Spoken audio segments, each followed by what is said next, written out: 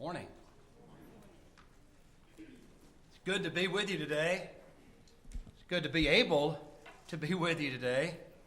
For those of us that can, I was making mention of this past Wednesday evening. Next month, Lord's willing, will be 21 years for me serving as minister here at Villa Rica. And I can honestly say that in all of this time, I've never known this many of us to be sick, and some of us to be sick this long. This has been one of those winters. I know we've been saying for quite a while, we need a good hard winter. Well, this is what it looks like, and this is how it feels, and so we're going to have to suffer through it. But very thankful to be with you today, to be back with you. Appreciate so much. My father standing in for me last week. I was really not able to speak more than 5 or 10 words at that time. Still having difficulty speaking. I've not been able to shake this completely, but I'm much better today, and I'm thankful for that. And I'm very thankful for my father who did such an outstanding job for me last week. Appreciate him standing in here. I look around and I see a lot of our young people are not here. And unfortunately, I happen to be aware, many of them are sick. And that's tragic. And we miss them. It's like we miss everyone else who's not here. But we've kind of grown accustomed to having so many children, particularly small children. And we're very thankful for them. And we're encouraged by them and their presence.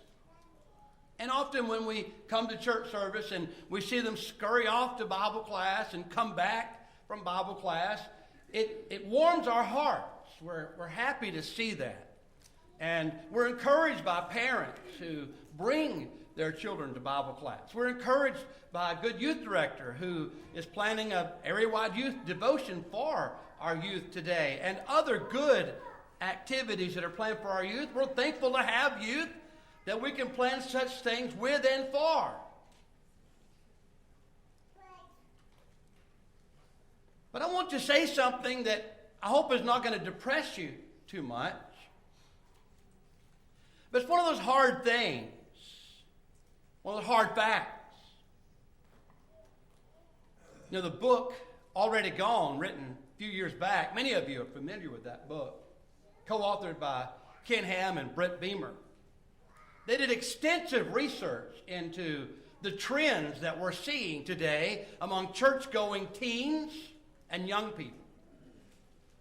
One of the challenging questions raised in the early chapters of that book was that when you're in church on Sunday morning, look around the auditorium. Look at all the young people that are there. And imagine those young people are gone. They just disappear from your pews. The sad reality is that when many of them, in fact, the overwhelming majority of them, this is not just here at Villa Rica, this is across the board. Not just among churches of Christ, but among all congregations of all shapes and varieties throughout the width and breadth of our land. This is a phenomenon that's happening everywhere. The title of the book is Already Gone, and the point is that when we look around the auditorium, we see all these young people, we're encouraged, we're excited. We think there's hope and future there, and yet when they get into their 20s, they leave the church. And usually we decide and we tell ourselves the reason for this tragic phenomenon is that we raise our kids, we bring them to church, we bring them to Bible class, send them to youth devotions, have Bible bowls, etc., etc. We go to camp in the summer. We do all the things that we're supposed to do to ensure their spiritual survival. And yet when they go off to college, some socialist pinhead professor is going to warp their minds and destroy their faith, and that does sometimes happen. But the point they're making, and I think this is one we really need to let sink into our hearts and minds, is that it really doesn't happen in the college years. It happens much sooner than that. Typically, in middle school and high school is when this occurs. And so when he says, you look around the church building today and you see these young people, imagine that they're already gone because their hearts and their minds are already lost. They're here in body, oh sure, Parents bring them, and they might even enjoy being here and enjoy their friendship with other people. But when they go to Bible class, one of the worst mistakes as teachers and elders and preachers that we make is that we assume when children are in our Bible class that, number one, they believe in God. Number two, they believe the Bible is the inspired Word of God. And they believe that Jesus is the Son of God. We make some assumptions without warrant.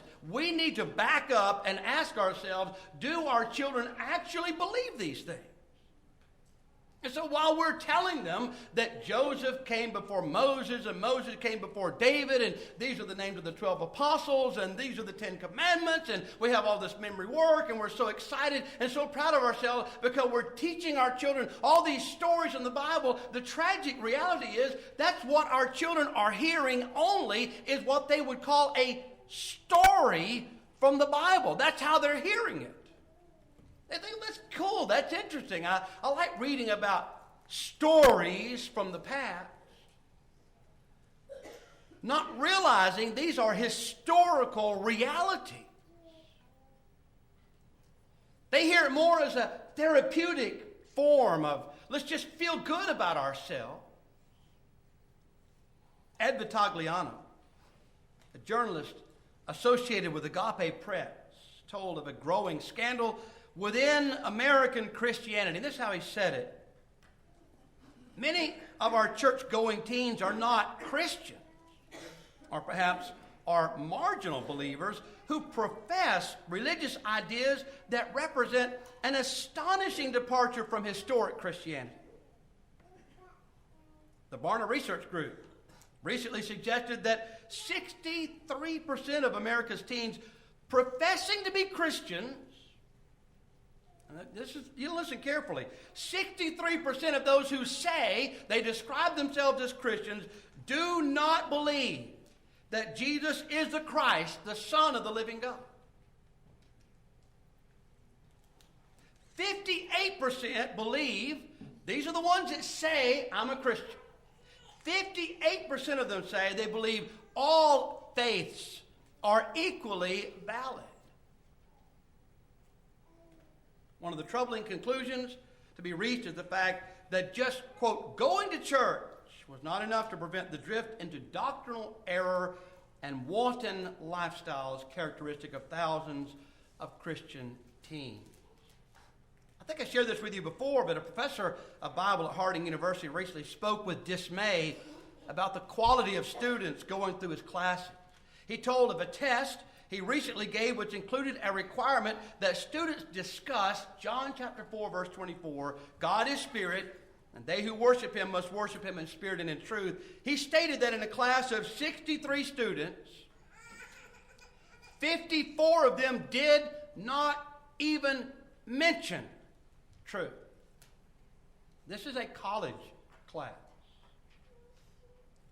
He lamented the fact that many of his students, upon leaving the university, elect to attend interdenominational community churches or no church at all.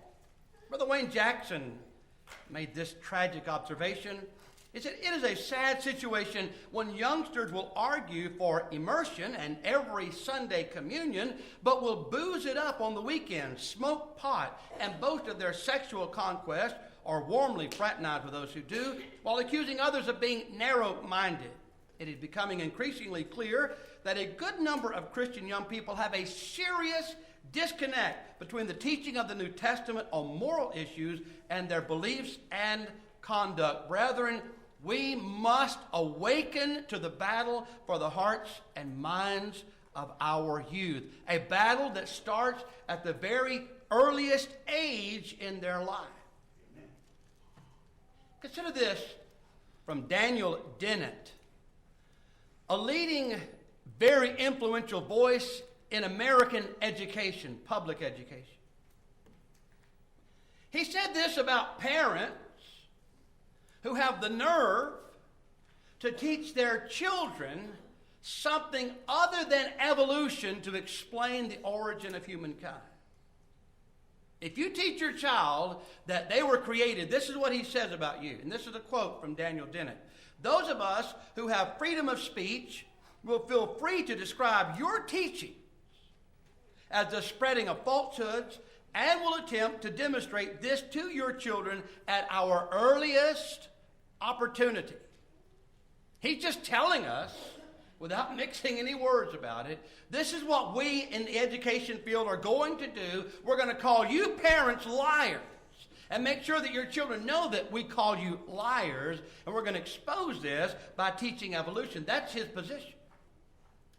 In an article that appeared in the journal The Humanist, this is what was said about public education. I'm convinced that the battle for humankind's future must be waged and won in the public school classroom by teachers who correctly perceive their role as the proselytizers of a new faith, a religion of humanity that recognizes and respects the spark of what theologians call divinity in every human being. These teachers must embody the same selfless dedication as the most rabid fundamentalist teachers or preachers, for they will be ministers of another sort, utilizing a classroom instead of a pulpit to convey humanist values in whatever subject they teach, regardless of the educational level. Preschool, daycare, large state university, the classroom must and will become an arena of conflict between the old and new.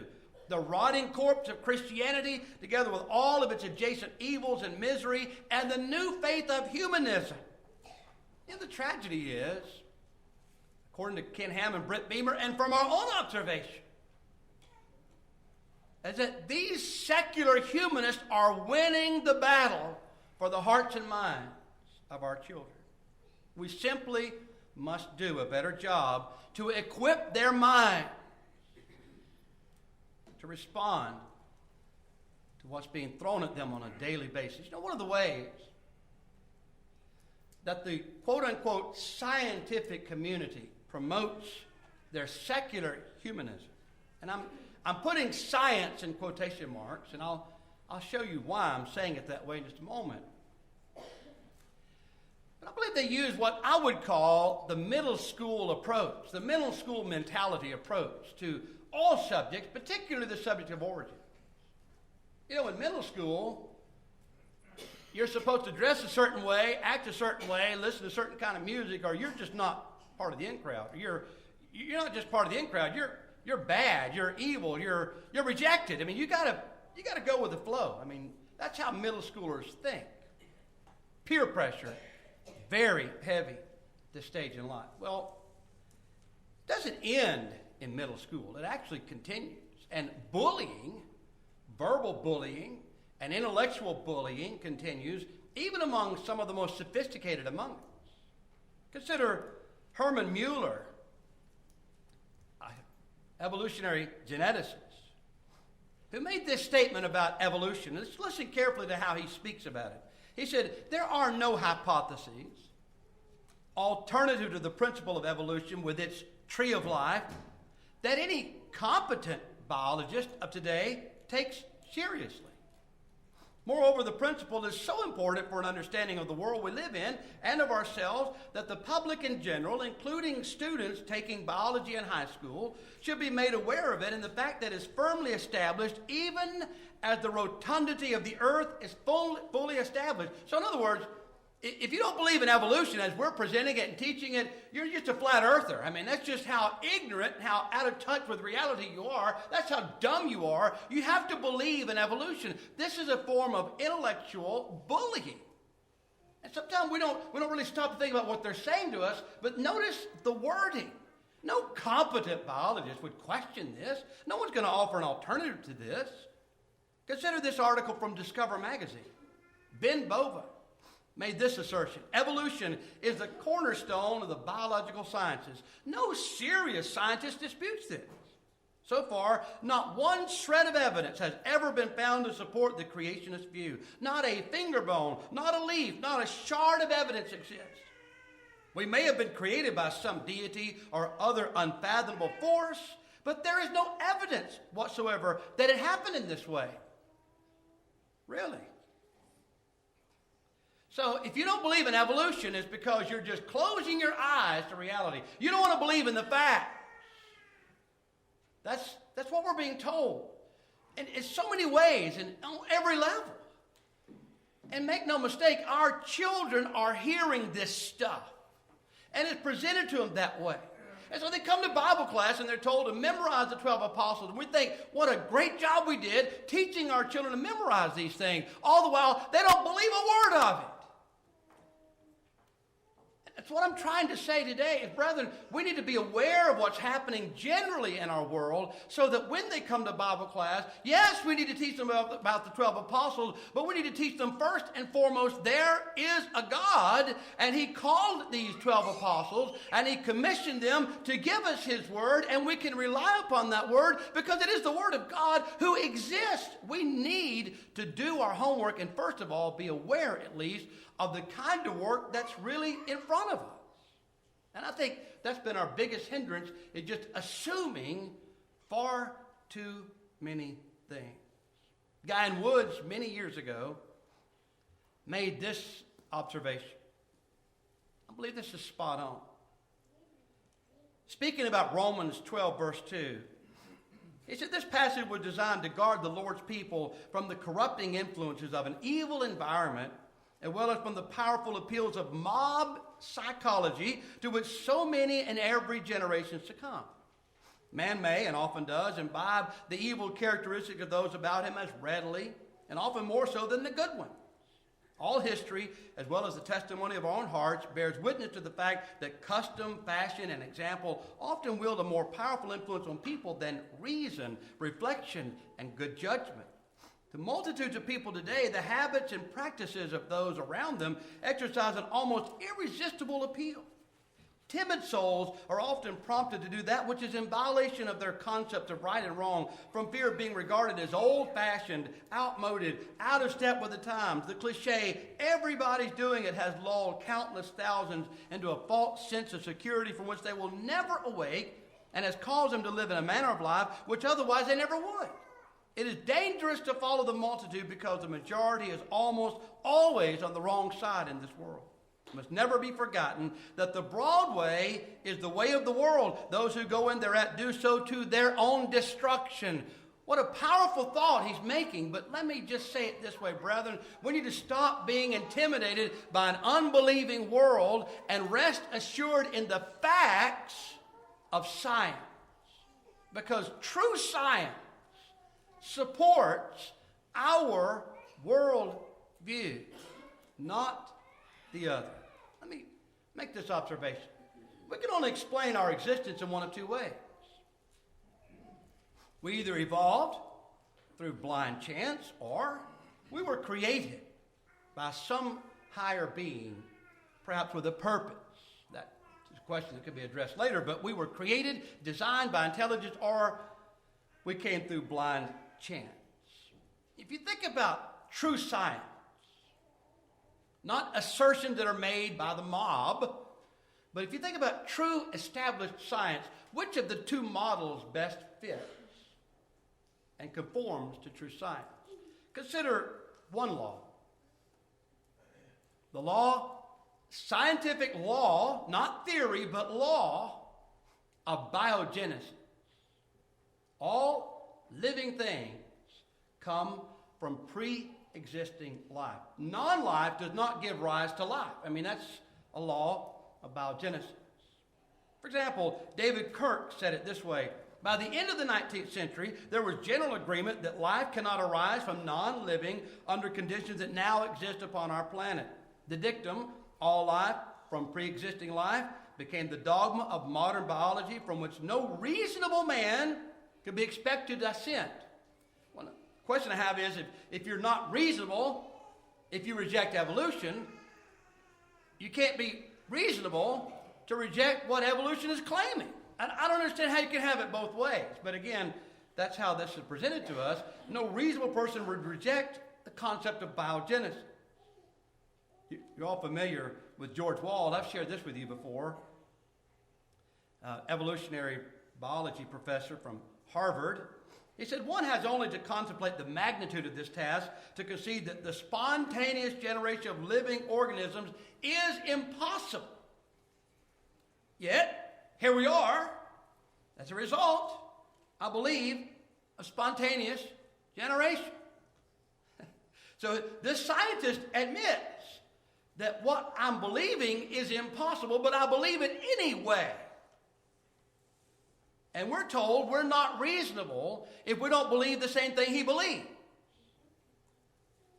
What about another law of science? Second law of thermodynamics, the law of entropy. It's a simple law. It means that order gives way to chaos. That energy is being depleted. I mean, this is the general concept of the second law of thermodynamics. Notice I'm saying law, not theory. It's a law. It's an established scientific law.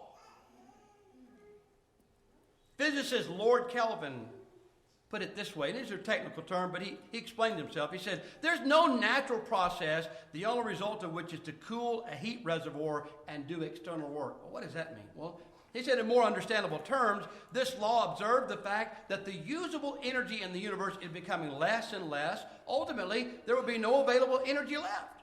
Stemming from this fact, we find that the most probable state for any natural system is one of disorder. All natural systems degenerate when left to themselves. Say, okay, what's that got to do with evolution? The entire concept of evolution is that we start from chaos, disorder, and we become more orderly and more structured. Less energy, more energy. Everything about evolution contradicts known laws of science. But we're not reasonable if we don't accept and embrace their theory. Here's the kicker. And this is the one that most of our youth are influenced by. And this is where, as teachers in our Bible classes and as parents, we need to be better informed. Turn on the Discovery Channel, History Channel, go to school, biology class, read a magazine, I mean, wherever. And you're going to hear it stated many times in many various ways. We know that this rock, or this tree that we discovered in the rock strata or whatever, is so many billions of years old because we've carbon dated it. So carbon dated is a fixed scientific method, and we know that it's reliable, and if you deny it, well, you're just burying your head in the sand. That's how the mob is wanting us to believe, that you have to believe in carbon dating. It's a scientific method that's, really not to be questioned. You can watch any Discovery Channel about animals or the earth or whatever, and they'll talk about dating rocks and how many billions of years. They get it down to the minutes almost, and seconds. How do you know how old that is? Well, we put in this machine and it spit out the time. Okay. In the book Genes, People, and Languages, a Stanford University geneticist said in a discussion on the theory of human evolution about radiocarbon dating, he said the most crucial dates in modern human evolution are unfortunately beyond the range of the radiocarbon method, which has a limit of about 40,000 years. That's a long time. 40,000 years is a long time. That's not even a blip on the screen when you're talking about billions of years. And yet we're told that we can date rocks, and they're 3 billion years old, 4 billion years old, 5 billion years old. And this geneticist is admitting that, we really can't radiocarbon date anything accurately beyond 40,000 years. You certainly don't hear anything like that on the Discovery Channel or the History Channel or in biology class. Richard Dawkins, we're all familiar with who this man is. He's as rabid an evolutionist as you will meet in your life. He hates everything about the Christian worldview. Notice what he said about radiocarbon dating. He said different kinds of radiocarbon decay-based geological stopwatches run at different rates. The radiocarbon stopwatch buzzes around at a great rate, so fast that after some thousands of years, its spring is almost wound down and the watch is no longer reliable. It is useful for dating organic material on the archaeological historical timescale where we're dealing in hundreds or a few thousands of years, but it is no good for the evolutionary timescale where we're dealing in millions of years. That's a rather candid admission from the most rabid evolutionists. You can't trust carbon dating. Frederick Juneman said this: the age of our globe is presently thought to be some 4.5 billion years based on radio decay rates of uranium and thorium. Such confirmation, however, may be short-lived, as nature is not to be discovered quite so easily. There has been in recent years the horrible realization that radio decay rates are not as constant as previously thought, nor are they immune to environmental influences. And thus, that could mean that the atomic clocks are reset during some global disaster, and events which brought the Mesozoic age to a close may not be 65 million years ago, but rather within the age and memory of man. He referenced a global disaster. Peter said it like this: for this they willfully forget that by the word of God the heavens were of old, the earth standing out of water, and in the water, by which the world that then existed perished, being flooded with water. But the heavens and the earth, which are now preserved by the same word, are reserved for fire until the day of judgment and perdition of ungodly men. The Bible and creation fit the model of true science better than evolution ever will conform to such models. Let me say this, especially to our youth. It's really revealing, isn't it, when the overwhelming majority say, I'm a Christian, but I don't believe that Jesus is the Son of God. What are we to do with that? If you are a Christian, number one, you cannot be a Christian and not believe that Jesus is the Christ, the Son of the living God. You cannot be a Christian. You might call yourself that, but you're not a Christian. But if you are and believe in your heart that you are a Christian, you must also accept the fact that this means you are a disciple, i.e. a learner of Jesus, a follower of Jesus. So you're going to believe whatever he believed. You're going to endorse whatever he endorsed. If you don't believe what he believed, well then you may want to go back and ask yourself, am I a Christian? Maybe you should challenge your own thought process. Jesus believed that God created man and woman from the very beginning of creation, Mark 10, verses 5 to 8. He believed that there was a flood, and Noah saved the human race from the flood, Matthew 24, verse 37. He believed in the account of Sodom and Gomorrah, God raining fire and brimstone upon those evil cities, Matthew 10, 15 to 16.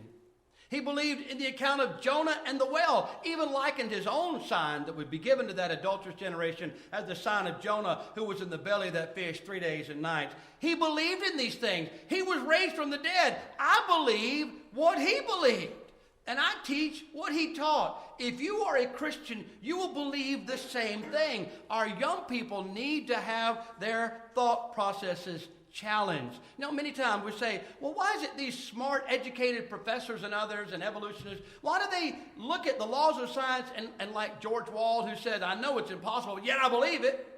Why do they do this? Romans 1:18, the wrath of God is revealed from heaven against all ungodliness and unrighteousness of men who suppress the truth in unrighteousness, because what may be known of God is manifest in them, for God has shown it to them. For since the creation of the world, his invisible attributes are clearly seen, being understood by the things that are made, so that they are without excuse. They don't believe because they don't want to believe. I don't believe our children are in a position where they don't necessarily want to believe. I believe they are honestly confused by the mob bullying that takes place in many of our public school classrooms, on our television screens, through their friends on Facebook. It's because they're told everybody knows this is true and you have to believe it too. Well, what about you? Do you know that there is a God concealed from human sight, and that he tinted the skies with heavenly hue, that he framed the world with his great might, that there is a God, that he is alive, and in him we live and we survive? Do you know him today? Are you prepared to stand before him in judgment? I pray, if you are subject to heaven's invitation and we can assist you in any way, that you will make that need known right now while together we stand and as we sing.